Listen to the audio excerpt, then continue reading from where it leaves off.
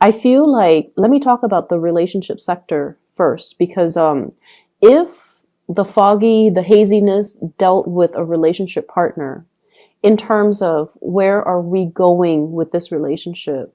When is it going to happen? When are we getting married? When are we moving in together? When are we establishing our family of our own? When and what timeline is all of this going to happen? So I feel like the skyline and the timeline imagery, I feel like those line up. So you were very, very concerned about a timeline. When is this going to happen? And are you able to promise me that it's going to happen? I feel like you're getting the confirmation from your partner that it is going to happen. Okay. And this is like for those of you who have been seriously dating and you've had these conversations, I definitely feel like the fog is lifted. Your partner might have been down in the fog, down in the bogs, and trying to, secure a future for the two of you. And so they lacked a sense of direction. But this is the week where things are going to be made clear. There will be conversations had about the direction in this relationship. And I feel like it is taking off for the better, or it's heading into a more stable situation. So what I have here is the Ten of Coins and the Lovers. And the Lovers is heading straight into the Ten of Coins, the Ten of Pentacles, which is a solid relationship, a house, a stable family structure. So I definitely see a traditional wedding for many of you. A traditional wedding. I even see like the two different types of ceremony. One could be like cultural ceremony for those of you who are of a different culture. And then one might be in the church, like stereotypical standard church wedding. So I definitely see like a cultural ceremony as well as a church wedding. And receptions and things like that, of course. But I feel like one place serves like more traditional food, and then the other place serves more like, what you would find at a standard wedding banquet.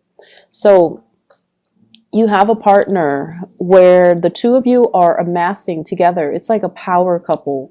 You're both amassing a lot of wealth. So with your combined income, things look really, really, really good.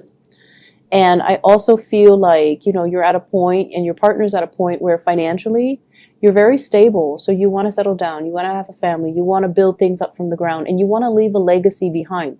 So whatever oppositions you have faced, whatever lack of clarity or uncertainty you have been dealing with for the past few years with this relationship partner, you're going to get your wishes fulfilled, and you're going to get that stability, that promise, okay?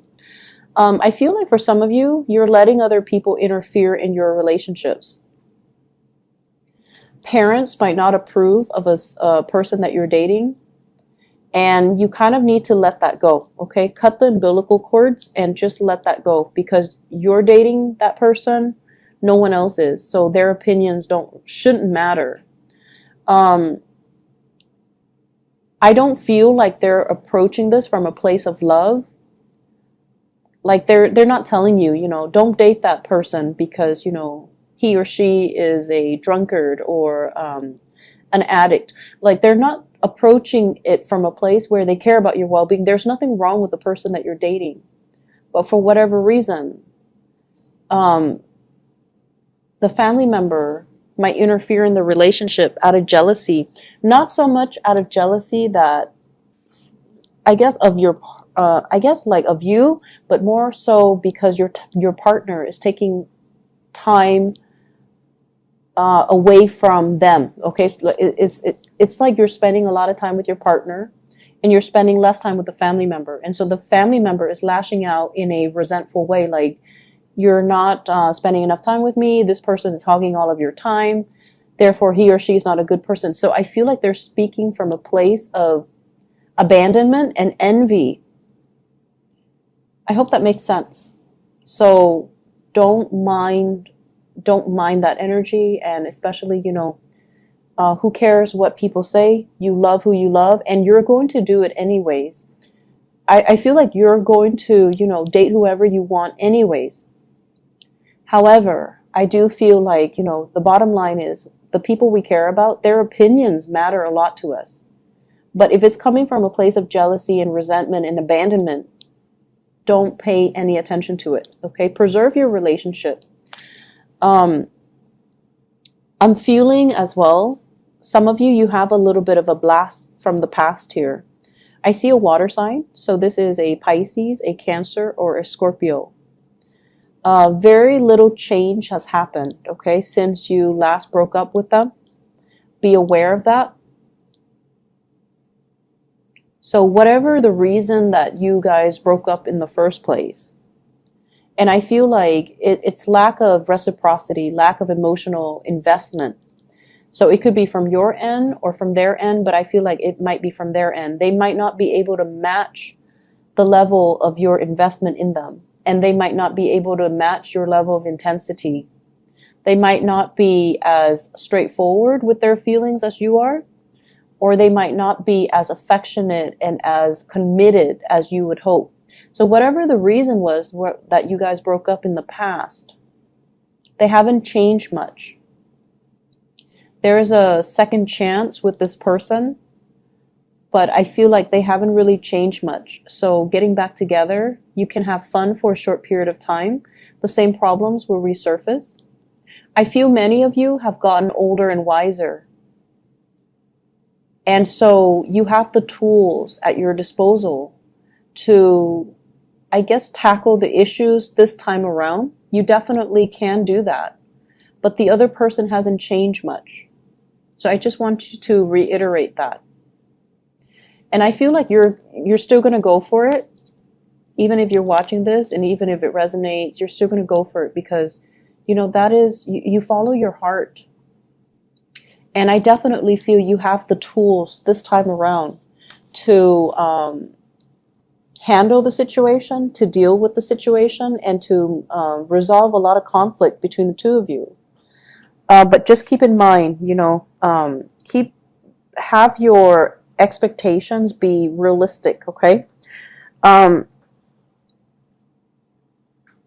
I see travel for many of you, and I feel like that skyline I saw earlier, the metropolitan city, going to a place with a lot of lights, watching the stars, watching fireworks, possibly watching the night sky, watching like lights on a bridge or lights over water, like sparkling on the water. So you're going to be doing a lot of sightseeing this week. And I feel like, you know, it's a very romantic ambience that I'm feeling. You might be doing this with a partner. You might be like traveling a lot with a partner. They could be traveling to see you. You could be traveling to see them. But I see like lights sparkling on the water. So going to a place where, you know, it's like by the coast or over a lake or by a river. And I'm also seeing like a restaurant on a body of water where you can watch the lights and sparkle. It's really romantic. And I definitely see like you're not there alone. You're definitely with like a love interest or a romantic interest or a relationship partner.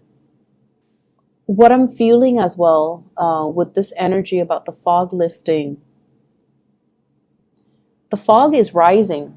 It's like it was very dense, and so it rested near the ground, and then it's like rising and moving up into the sky. So it's definitely clearing up. But I see this imagery about rising. So what I do feel though is your standards and your expectations have really risen. Okay, I see a lot of growth and a lot of like I mentioned earlier, older and wiser. What you used to tolerate in people, you don't tolerate anymore. You're getting definitely like just older and wiser, and you're a lot more discerning about what types of behavior you put up with. You're definitely coming into a sense of, I feel like having being able to figure people out faster.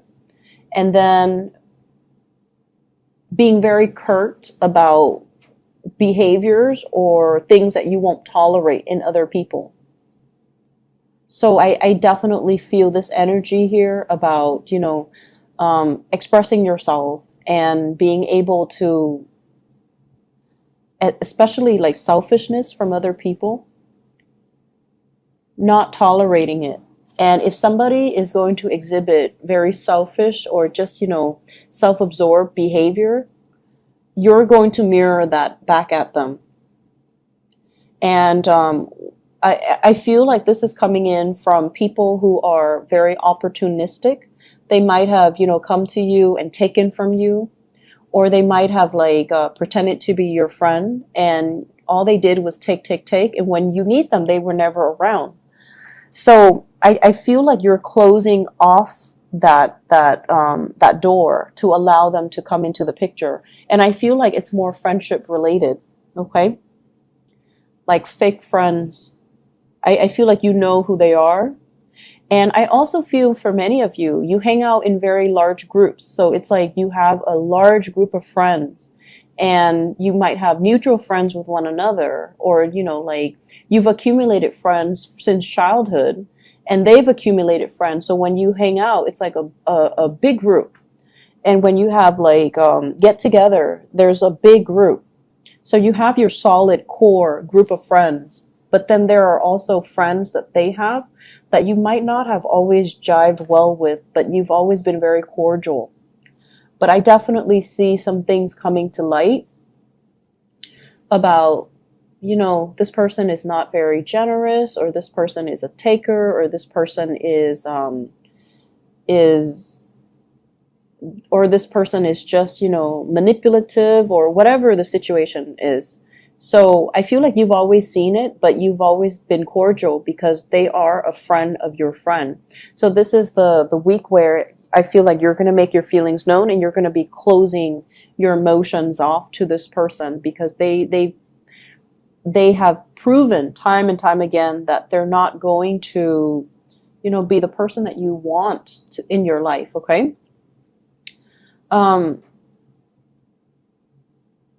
Yeah, I see a lot of travel, a lot of movement with this spread.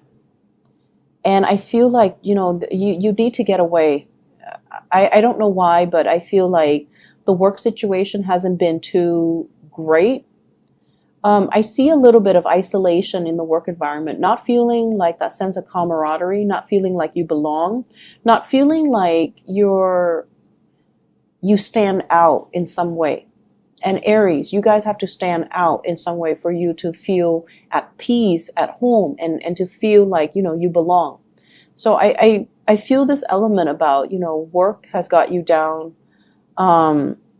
And I feel like, your refuge might be home, might be family, might be, your lovers, your significant other, your friends, and especially traveling, looking at new sites, looking at new things, and being able to see new horizons, new ventures, and especially new things that you can work towards.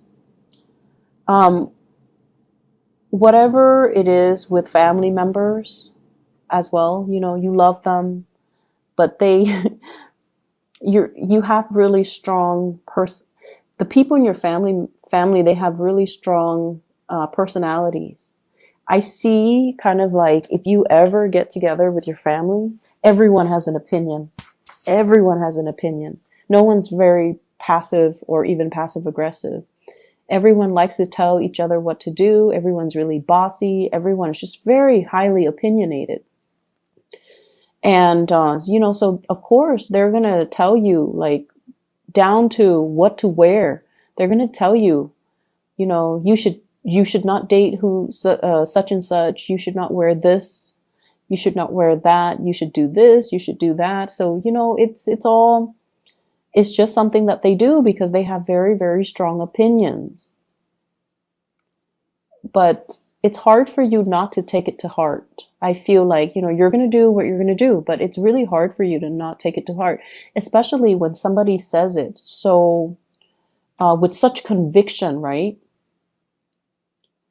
The most convincing things that people can do is, They can convince through their sheer sense of conviction. So it's not so much the information that's presented, it's just the way that they present the information. It's the tone, the attitude, the demeanor. So it makes you feel like, hey, maybe they're right, but no, stick to your guns. You're with this person for a reason. And I just feel like, family interfering in everything. Um, Family interfering. Some of you come from like blended families, stepmom, stepdad, step siblings, and things like that. Others of you, I feel like there might have been like a divorce situation too, where you have children with an ex, and then you have to kind of co-parent. So it can get a little bit messy. I wouldn't say messy, just complicated. It is complicated, right? And it's challenging. We don't want to step on people's toes. They don't want to step on your toes. So it can get like, it can become difficult. So I just feel like, there's just a lot of people meddling. I'm also feeling as well,